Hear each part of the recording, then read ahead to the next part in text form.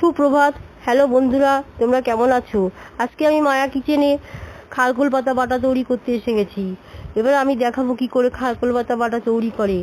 প্রথমে খারকোল পাতাগুলো এনে সেগুলো ছোট ছোট করে বানিয়ে তারপরে এগুলো ধুয়ে নিলাম। ধুয়ে নেওয়ার পর তারপরে পাতাগুলো কড়াইতে সেদ্ধ করে নিলাম যাতে গলায় না ধরে। তারপরে পাতাগুলো একটু ছাঁকনিতে সেঁকে নিলাম। সেঁকে নেওয়ার পর কড়াইতে গরম হলো, কড়াইতে তেল দিয়ে প্রথমে শুকনো লঙ্কা, গোলমরিচ, কালো জিরে ভেজে নেওয়া হলো।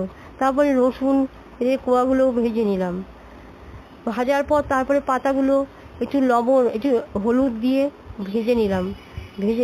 পাতাগুলো ভাজার পর তারপরে সব তুলে নিয়ে একসঙ্গে সব শিলনোড়ায় বেটে নিলাম।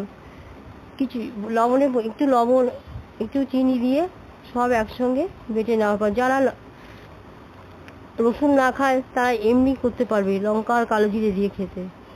ঝাল যেমন যে যেরকম খায় সেরকমই করবে। এবার দেখো কেমন সুন্দর একটা বাটা তৈরি হয়ে গেল। গরম ভাত দিয়ে খেতে এই বাটাগুলো বেশ ভালোও লাগে। আর এই পুরোনো দিনের রান্নায় এই পাতা বাটা খেলে অনেক সুগারের উপকার হয়, বিভিন্ন রকম রোগেরও আরোগ্য হয়। তাই দেখো তোমাদের কেমন লাগছে। আমরা তো খেলাম, আমাদের খুব ভালো লাগলো গরম ভাত দিয়ে। যদি তোমাদের ভালো লাগে তাহলে তোমরা কমেন্ট করো, শেয়ার করো, লাইক করো এবং সাবস্ক্রাইব করো। সুস্থ থেকো, ভালো থেকো, ধন্যবাদ।